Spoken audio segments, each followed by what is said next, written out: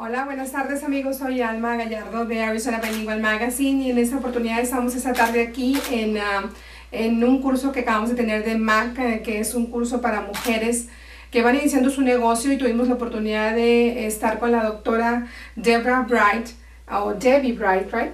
Ella nos dio una clase de información de cómo nosotros podemos quitarnos ese estrés que tenemos todos los días la gente que trabajamos en nuestros negocios propios, que obviamente es muy difícil poder manejar el estrés cuando salimos del trabajo, cuando estamos durante el trabajo, y quiero tener la oportunidad de platicar con ella en esta tarde. Hello friends, my name is Alma from Arizona Bilingual Magazine, and I wanted to introduce Dr. Deborah Bright. She was with us this afternoon in one of the Microbusiness seminars that we had today. And I just wanted to ask her, Dr. Bright, how are you? Thank you. It was a pleasure to have the opportunity to hear what you say this afternoon. It was great. Well, thank you very much. It was a great opportunity to work with so many wonderful women, as you heard. So many of them said the room was filled with a lot of energy and a lot of passion and ideas for adding value to Tucson. Yeah. And talking a little bit about the seminar the keynote that you said today. It was wonderful what you're saying about how to get out of the stress that we have on a daily basis, especially when we are dealing with the different things that we have on our jobs. Is really very stressful. I mean, and I'm talking about me, because at the end of the day you wanted to click, but obviously it's not easy, right? No, and actually it's a skill, and I think that's what many people overlook, that being able to handle your stress and turn it into positive energy is really very much a skill. And so what we did in that keynote address was introduce a couple of skills for people to help them. And one of the skills that I'm known for developing are quick charges, and these are techniques that you use instantly in situations for greater self-control, and no one can tell when you're using them, and you're not dependent on other people in order for them to work. And like you said, Alma, one of the skills we looked at, or areas, was being able to mentally disengage at the end of the day. And whether you're an entrepreneur or whether you are working for a company, it's an area that one needs to really learn how to do, because you can't run your mind or your body 24 hours a day, 7 days a week. So what we did is we helped our audience understand that what you're really looking for in 2010, when there's always too much to do and too little time to get everything done, is to be able to turn work off when you want to and turn it on when you want to. And the quick charge we introduced to everybody was called the Anchor Quick Charge. I like that. Did you like that one? I like that because I think it's very easy to do it. Yeah. And I think we have to be learning it, right? Yep. And we said that we told everyone that the way you use the Anchor Quick Charge is you think about something you do every single day, right? Whether it's turning off your monitor, that's what you do, or you close an office door every day. Or you change your clothes. I remember that one entrepreneur said she changes her clothes. Or put your pajamas on, right? Yeah. I like that. Or maybe listen to your favorite music, right? Yes. And then that can symbolize the end of your working day. It's easy. Yes. But you don't think that, right? I mean, when you have all that stress going on, and obviously you got a headache, and you have to deal with your family during nighttime and everything. I mean, how you do it, especially women that we're working, 24/7, and we have to deal with the house and everything is like very stressful, right? Oh, absolutely. And I think one of the things we said that's been a really valuable tip is making sure when you get home and you meet family members, everyone's looking to be really supportive of one another. And one of the things we do when we get home at night to greet our loved ones is to say, "How was your day?" And remember, that's right. I remember at the WBC conference, we said that when you ask each other, "How was your day?" all of a sudden your brain, like a computer, regurgitates everything, right? Yes. That went on throughout the day, and then you get yourself all upset again, and it was the very thing you were trying to leave back at the workplace. So we said, instead of asking one another, "How was your day?" you say instead, "Anything new or exciting happened today?" Well, and that's the key, right? Because if you say something new happened or something exciting, oh yes, and automatic, and obviously you remember that great things that you passed that day, right? That's right. That's really amazing. I like that. I really like. Now my husband also likes, because sometimes, if you're really in a bad mood, you know, we oftentimes work on a 1 to 10 scale, with 10 being that you're in a really great mood and 1 you're not so much in a great mood. Where are you on the scale? So we find that one works too, so we use a numerical scale, but we didn't have time. I mean, you said stress is all around us. There are so many skills I have learned over the years, and I use them, I think most of them all, 100 quick charges to help people perform at their best. You know, even when the situation's high pressured. And let me ask you something. Uh-oh. What?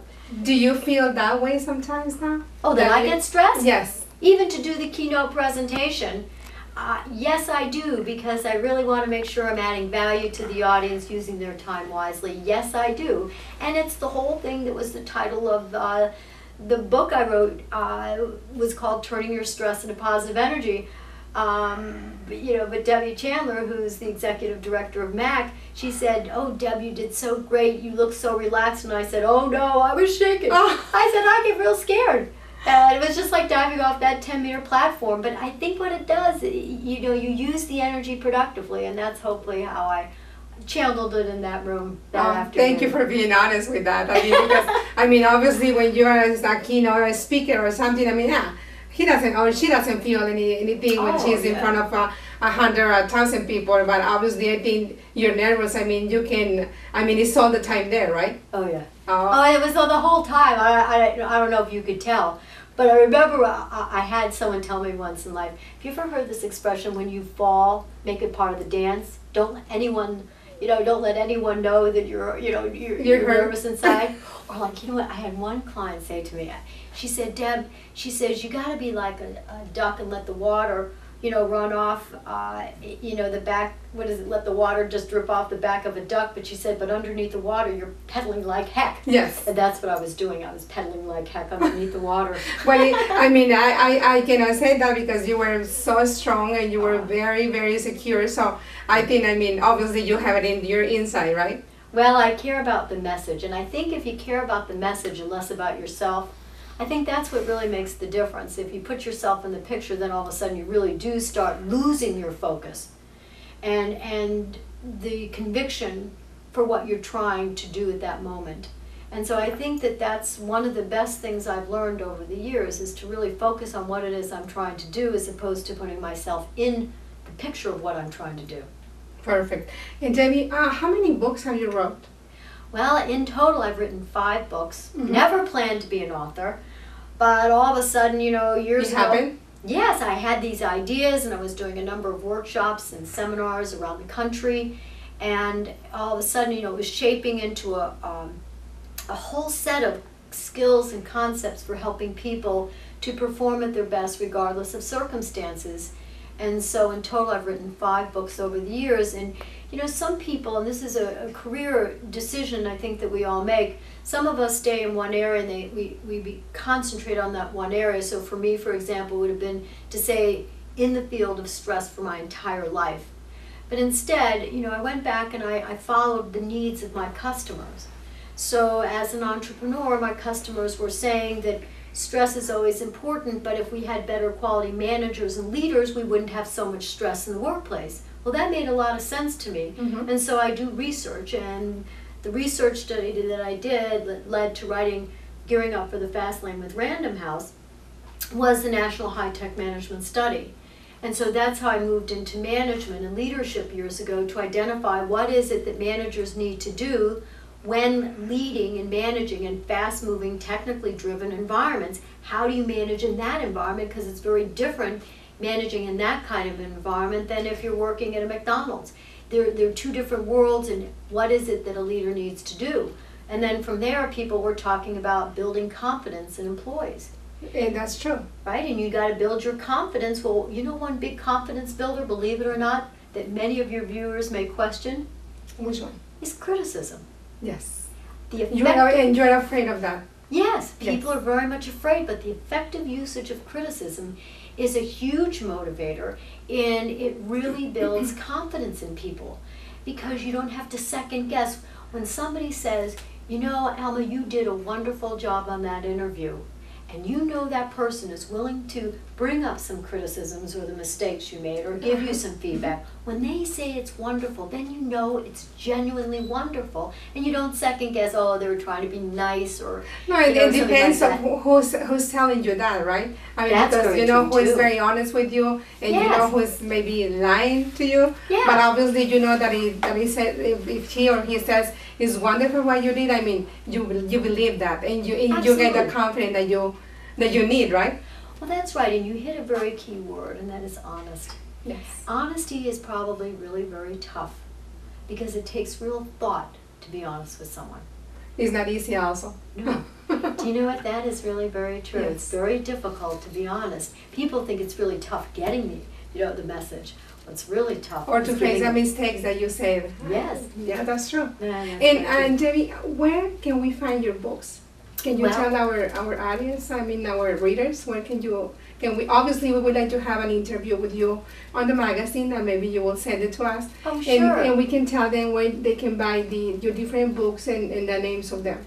Yeah, I think probably the best way is to go to our website, Uh-huh. which is www.drbright, short for Dr. Bright. So Okay. it's DRBRIGHT. Okay. So it's DR Bright. And we can find them there, or we can they order can them. order it. That's right. Okay. Or they can contact us by phone.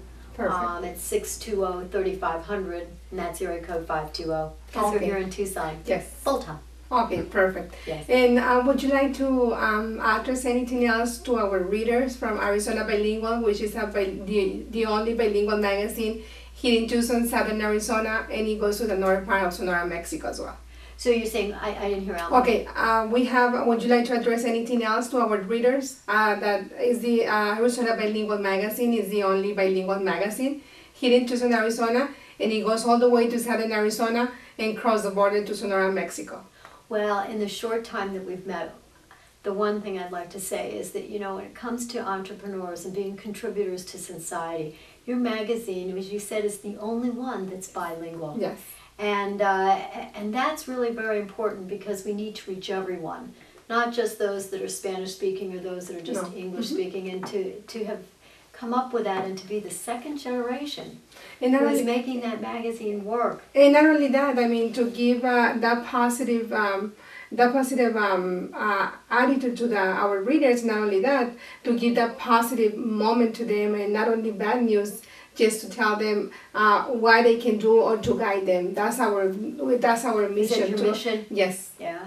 Well, and then you're really consistent because it's a full picture. It's not just a partial picture. So it's been just so wonderful to meet you for the very first time. It really is. It's a Thank you real very pleasure. much, Doctor, and we appreciate your time, and thank you very much for this opportunity. Oh, you're very And we welcome. hope we can have other opportunities like this. I thank you, Ella. Very much Gracias, so. gracias a todos los lectores de Arizona Bilingual Magazine. Esta gran entrevista la podrán ver también en el artículo del mes de noviembre. Y pues muchas gracias por la oportunidad. Thank you very much. Oh, you're very welcome. Yes.